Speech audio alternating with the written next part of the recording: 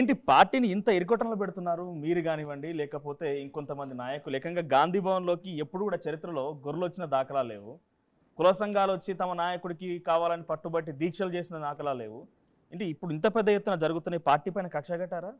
అంటే అది వారి అభిమానంగా చూడాలని నేను అనుకుంటున్నా. నిన్నటి రోజు జరిగిన సంఘటన మాత్రం కరెక్ట్ కాదనేది చర్చ జరిగింది. అంటే వారి అభిమానానికి కొలమానంగా చూసే క్రమంలో వారి యొక్క బాధ్యతను గుర్తు చేసేటువంటి ప్రయత్నంగా చూడాలనేది నా భావన. అంటే అభిమానం కట్టలు తెంచుకొని గాంధీ భవన్లో గొర్రెలు వచ్చినాయా? ఆ అంశంలో చర్చ జరిగింది. అలా జరిగి ఉండాల్సింది కాదని చెప్పి చర్చ జరిగింది. సంబంధిత వారికి సూచనలు కూడా చేయడం జరిగింది. ఇక ముందు ఇలా జరగకుండా చూడాలని చెప్పడం జరిగింది. అంటే నేను ఆ అంశంలో ఎంతకంటే ఎక్కువ మాట్లాడే పరిస్థితిలో. అంటే ఇక్కడ నేను ఎందుకు అడుగుతున్నా పదే పదే క్రాస్ ఎగ్జామినేషన్ లాగానంటే, ఎప్పుడు దాఖలాలు చరిత్రలో ఎక్కడ కూడా గొర్రెలు రావడాలు, కుల సంఘాలు వచ్చి ఇంత పెద్ద నిరసన చెప్పడాలు దాఖలాలు లేవు. వచ్చి మరి ఒక నాయకుడి పేరు చెప్పి ఆ నాయకుడికి ఇవ్వాల్సిందని పట్టుబడుతున్నారు. సో వాళ్ళ వెనుక మీ ప్రోద్బలం లేకుండా, ఉదాహరణకి డైరెక్ట్గా నేను పాయింట్కి వస్తున్నాను, నిన్న 300 కాపు సంఘాలు వచ్చి డిమాండ్ చేశాయి. దాని వెనుక ఆది శ్రీనివాస్ లేకుండానే జరిగిందా? ఇప్పుడు మీరు నమ్ముతారో లేదో వాళ్ళు అడగండి. నేను ఎందుకు మీరు వెళ్ళిర్రు తప్పు కదా అని చెప్పని మాట్లాడినా. అంటే మీరు ముందు చెప్తే వద్దంటారు కాబట్టి మీకు చెప్పకుండా వెళ్ళినామని చెప్పాను మాట వారు చెప్పిండ్రు. ఇక అది నా ఆత్మకు తెలుసు. ఇంతకు మించి నేను ఎక్కువ చెప్పలేను.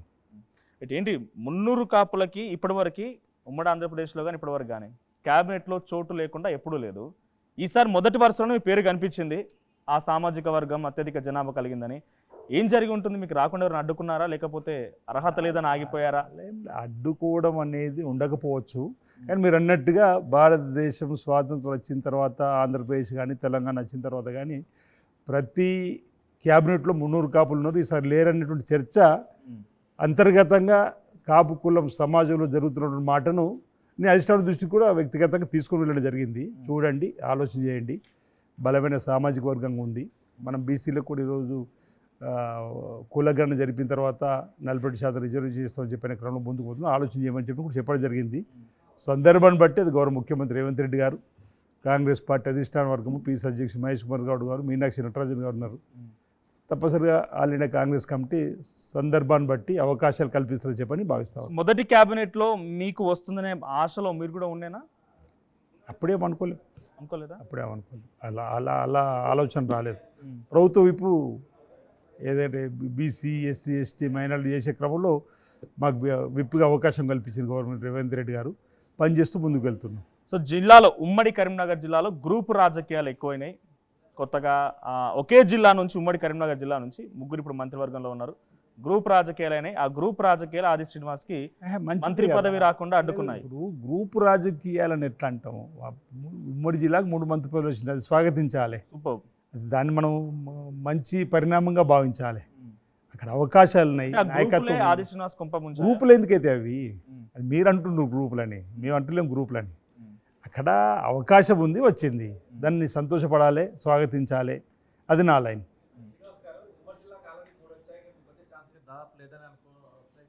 అది ఇప్పుడు ఉమ్మడి జిల్లాల వారీగా చూస్తారా, రాష్ట్ర వ్యాప్తి చూస్తారా అనేది గౌరవ ముఖ్యమంత్రి రేవంత్ రెడ్డి గారు చూసుకున్నటువంటి అంశం.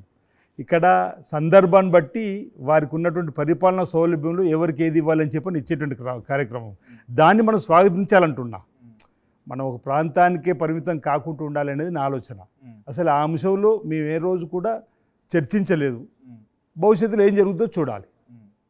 సో ఆల్రెడీ ఉమ్మడి జిల్లాలో ఒక బీసీ నాయకుడికి అవకాశం వచ్చింది. అది కూడా చాలా పెద్ద సంతోషం. మంచి మా సహచర మిత్రుడు ఉంది, అవకాశం ఉంది. మీ జిల్లాలో, మీ నియోజకవర్గంలో మేము కొంత మీరు ఇంటర్వ్యూకి రాబోతున్నప్పుడు విశ్లేషించినప్పుడు పొన్నం ప్రభాకరే అడ్డుకున్నారు నా మాట ఎక్కడో మాట్లాడుకోవచ్చు. తప్పు ముచ్చట. ఆయన ఎందుకు కట్టుకుంటాడు? సహచరులు ఇద్దరం అలా ఆయన ఎందుకు కట్టుకుంటాడు? అది తప్పు ముచ్చట. ఇది మీరు ప్రజలలో కన్ఫ్యూజన్ సృష్టించడానికి వేసే ప్రశ్న తప్ప. లేదు, మీ నియోజకవర్గ ప్రజలతో మీరు ఎక్కడో మాట్లాడినట్టుగా మాకు అసలు అలాంటి చర్చనే లేదు. మీరు కొత్తగా అసలు ఆ ఉత్పన్నం లేని ప్రశ్న కొత్తగా సృష్టించి చెప్పి. జిల్లాలో మీ బాస్ ఎవరు? జిల్లాల బాస్ ఎవరు? నేనే జిల్లా కాంగ్రెస్ పార్టీ ప్రెసిడెంట్ను. మీ ప్రశ్నే కరెక్ట్ కాదు. మీ ప్రశ్నే కరెక్ట్ కాదు. మీ ప్రశ్నే కరెక్ట్ కాదు. అరే మీ ప్రశ్నే కరెక్ట్ కాదు భాయ్ సాబ్. మళ్ళీ ఒకసారి సరి చేసుకోండి. జిల్లా కాంగ్రెస్ పార్టీ అధ్యక్షుడు ఆది శ్రీనివాస్, నేను జిల్లాకు బాసును. మాకు ముఖ్యమంత్రి రేవంత్ రెడ్డి గారు బాసు, మాకు రాహుల్ గాంధీ గారు బాసు. మీరు ఈ విధంగా ప్రశ్నలు వేయడంలో ఆ ప్రశ్నకు అర్థం ఉండాలి.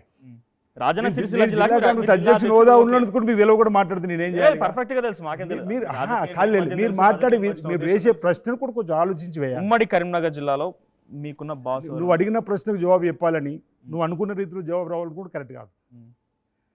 నేను రాజధాని సిరిసిల్ల జిల్లా అధ్యక్షుడిగా హోదాలో ఉన్నాను చెప్తున్నా. అవును మాకు ముఖ్యమంత్రి హోదాలో ఉన్నటువంటి రేవంత్ రెడ్డి గారు మాకు బాస్ ఇక్కడ.